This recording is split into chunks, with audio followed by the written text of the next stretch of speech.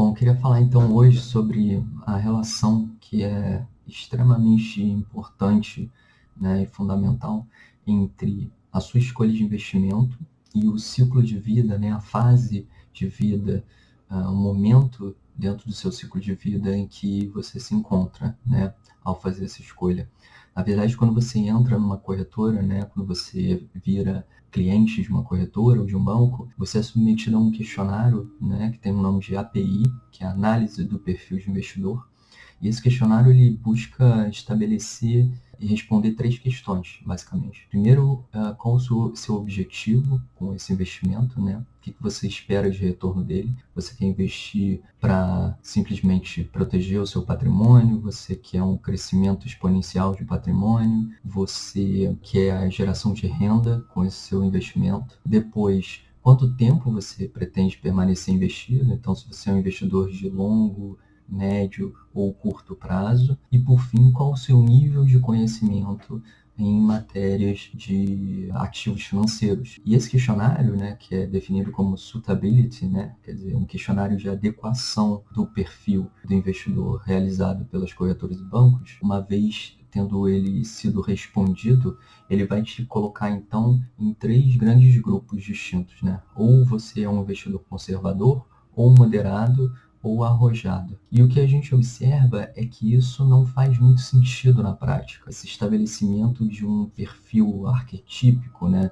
de um estereótipo do que seria o investidor para todo sempre, de forma quase imutável, não faz o menor sentido na prática, porque nós devemos ser flexíveis e devemos ter um certo grau de adaptabilidade quando a gente visa investir no longo prazo, porque existe uma série de fatores que influenciam no seu perfil de investidor. Primeiro, a sua idade, o investimento, a forma de investir, os objetivos de alguém que investe mais novo são muitas vezes diferentes do que uma pessoa que já está prestes ou já atingiu a sua idade de aposentadoria. O seu nível de rendimento e as suas fontes de renda, né, primárias e secundárias, ou seja, você só recebe dinheiro do seu trabalho, você tem uma fonte de renda extra, passiva, secundária, de imóveis alugados, por exemplo, a quantidade de capital imobilizado que você tem. Então, assim, você tem imóveis, você tem terras,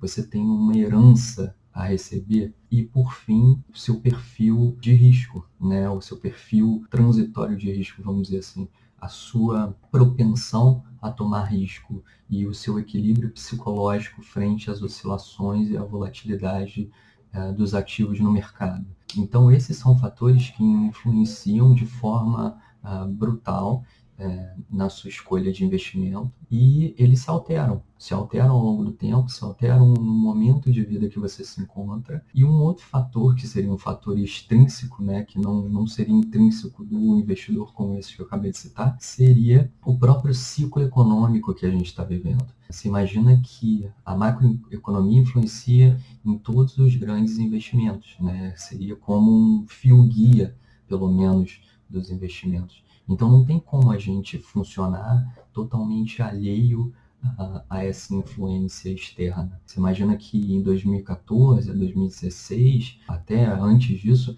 o Brasil tinha taxas de juros altíssimas, na casa dos 14%, 15% ao ano.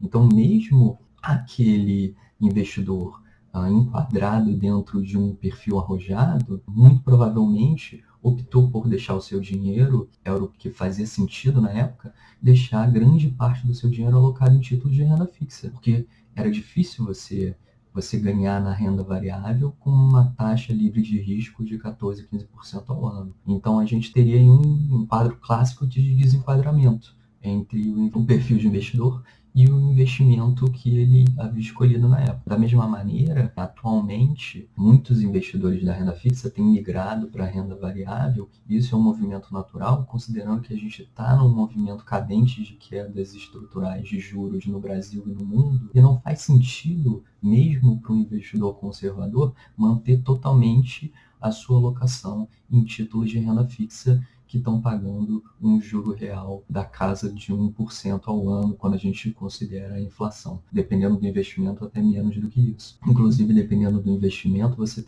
estaria correndo risco de perda permanente de capital, destruição de valor, destruição de patrimônio a longo prazo, se você se mantiver investido nesse momento na poupança. A poupança, com os níveis inflacionários que a gente tem hoje, que ainda são baixos, mas a Selic na casa dos 4,25 ao ano, e talvez com perspectiva de quedas ainda mais acentuadas por conta da desaceleração econômica global provocada inclusive pelo coronavírus, quem está na poupança possivelmente está correndo o risco de ter perda real do valor do dinheiro no tempo.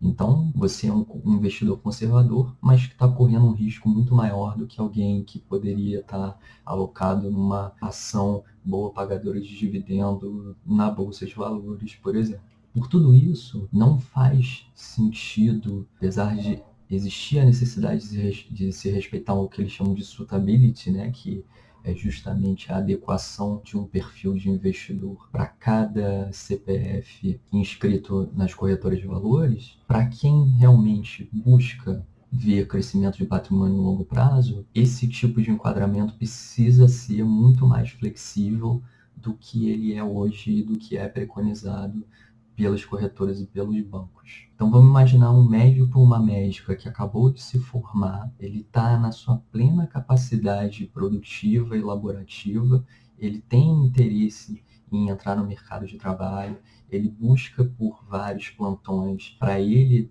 plantão de carnaval, ano novo, é tudo uma maravilha, ele está se aperfeiçoando na sua especialidade, se aperfeiçoando na medicina, e além disso, ele está precisando ganhar dinheiro depois de pelo menos 9 anos de formação, ou pelo menos 6 anos, né, no caso de um médico que ainda não fez residência médica. Então, ele tem a plena capacidade de aumentar o seu volume de trabalho e, com isso, obter um crescimento vultuoso dos seus ganhos no curto e médio prazo, até que ele atinja um ponto de saturação. Se a gente for fazer uma analogia com uma empresa, por exemplo, quando uma empresa começa suas operações, ela passa por um período que eles chamam de ramp-up. O período de ramp-up é justamente o período em que ela possui capacidade ociosa, está começando a produzir, aumentar a produtividade por metro quadrado naquela nova fábrica, naquela nova planta, até o ponto em que ela atinge um nível de saturação. E, a partir daí, a produtividade marginal passa a ser menor. Não é diferente com o médico. Considerando que o nosso ativo é a nossa atividade, é o quanto a gente produz, você vai crescendo o seu nível de trabalho. Esse crescimento, ele é a princípio constante, você vai tanto aumentando em quantidade quanto em qualidade, né? A princípio é isso que cada um busca, e para atingir aí um ápice ao redor, não sei, em torno dos 30, 40, 45 anos, né, dependendo da especialidade, né. Durante esse período, por exemplo, é um período em que você está buscando acumular patrimônio e que você, em tese, poderia se dar o luxo a correr mais risco, né, correr mais risco e investir em ativos mais voláteis no mercado, né. Então a gente está falando de ações focadas em empresas voltadas para turnarounds, ou seja, empresas em dificuldade, mas que podem apresentar um crescimento exponencial no longo prazo, ou nem voltadas em turnarounds, mas que têm uma perspectiva crescente de lucros no longo prazo, porque, apesar de encerrar mais risco esse tipo de investimento, você tem a possibilidade de se proteger com o seu próprio aumento de produtividade. Então, uma vez que você não tenha sucesso em um investimento pontual ou outro, e aqui, é claro, a gente sempre está visando um balanceamento de portfólio, uma carteira diversificada, o que a gente está falando aqui é mais de escolha de pesos de alocação. Então, o médico jovem, ele pode e deve, né, na maioria dos casos, incorrer em mais volatilidade, visando um crescimento patrimonial muito maior, um retorno muito maior de seus investimentos no longo prazo. E quanto mais dilatado é esse longo prazo, quanto maior é essa janela temporal, maior a mitigação do risco em que ele venha incorrer investindo em ativos mais voláteis, em ativos mais arriscados, com perspectivas de crescimento ao longo dos anos, porque a gente imagina que uma correção hoje, como essa que a gente está vendo, secundária aos efeitos do coronavírus, na ordem de 10, né, se a gente considerar a variação do dólar,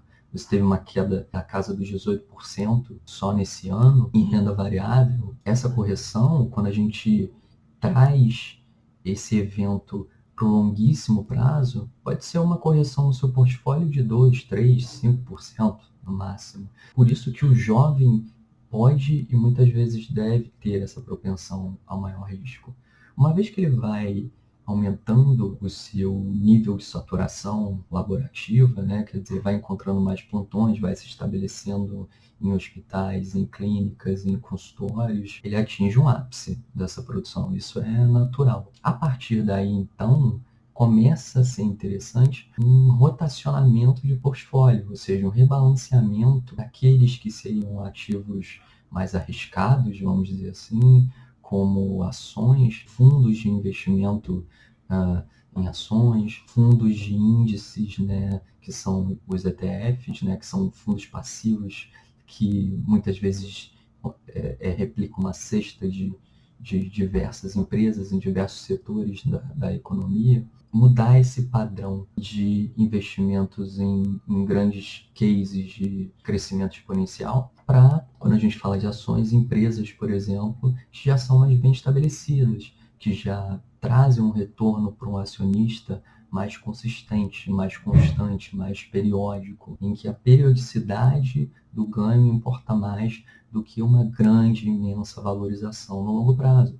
Porque, teoricamente, como você já investiu em ativos mais arriscados no início, você pode se dar ao luxo a rotacionar a sua carteira, aproveitar esses grandes ganhos que você obteve ao longo dos anos e poder escolher ativos. E isso é prudente, faz muito sentido, né? Quando a gente fala da faixa etária do investidor, escolher ativos mais seguros, fundos imobiliários, títulos de renda fixa que pagam cupons e que têm baixa volatilidade, os próprios títulos pós-fixados, ações boas pagadoras de dividendo. Isso é verdade, inclusive, para aqueles que estão mais próximos da aposentadoria. Essas pessoas precisam muito mais de geração de renda do que efetivamente de crescimento patrimonial, obviamente considerando cada caso, obviamente considerando que ela conseguiu crescer o seu patrimônio, o seu número de ativos ao longo dos anos, tanto com o seu trabalho, a sua produtividade, quanto com o crescimento dos investimentos que ela realizou no início da sua carreira. Aquela pessoa que está próximo da aposentadoria pode se beneficiar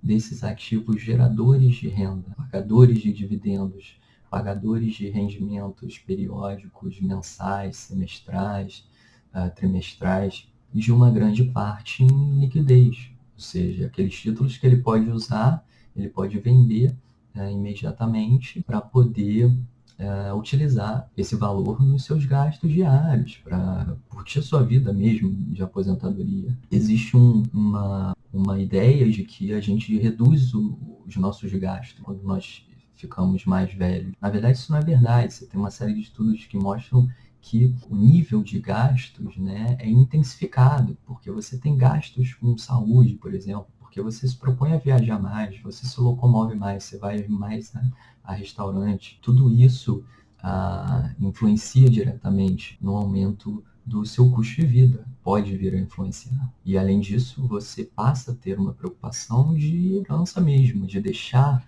esses rendimentos, de deixar um patrimônio razoável e bem protegido para os seus herdeiros, seus filhos, para os seus netos e tal. Então, isso é considerando somente a idade. O outro fator é justamente suas fontes de renda. A principal, né, para nós médicos, inicialmente, é justamente o seu trabalho.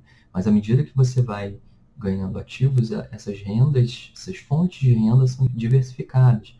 E, obviamente, você tem pessoas que possuem fontes de renda, já outras fontes de família, já tem imóveis disponíveis para alugar, já possuem a possibilidade de receber heranças. Tudo isso muda a forma e o sentido de alocação. Por quê? Porque se você está resguardado com alguma renda presente ou futura garantida, você poderia se dar o luxo de investir também em ativos mais arriscados, mesmo com uma idade um pouco maior, mesmo trabalhando menos e tendo uma produtividade primária do trabalho menor. Isso tem que entrar na conta e isso não é considerado quando a gente olha essa forma hermética de se avaliar o perfil de investidor. Outro grande fator é justamente o perfil psicológico de cada um. O equilíbrio psicológico e a propensão à tomada de risco. Correções, né, no mercado, principalmente no mercado acionário, elas vão ocorrer. Considerando que a gente vai viver aí algumas dezenas de anos, vamos passar por ciclos econômicos distintos, vamos passar por recessões econômicas, vamos passar por guerras, por crises, e tudo isso vai levar a correções acentuadas no mercado. E tem gente que olha esses fatos, esses eventos, como grandes oportunidades de aumento de capital, enquanto que algumas pessoas não conseguem dormir tranquilas quando vem uma grande volatilidade dos seus ativos na carteira. E isso também tem que ser considerado, porque não adianta nada você querer investir de uma forma, mas passar anos e anos angustiado e desconfortável com aquela opção que você fez de investimento. E por fim, a questão dos ciclos econômicos é importantíssima. Então entender não é ser um grande especialista de macroeconomia, que nós somos, o nosso foco é outro, otimizar nossos ganhos como profissionais muitas vezes liberais, mas ter uma mínima ideia, uma mínima noção de como funciona um pouco esse tripé, essa relação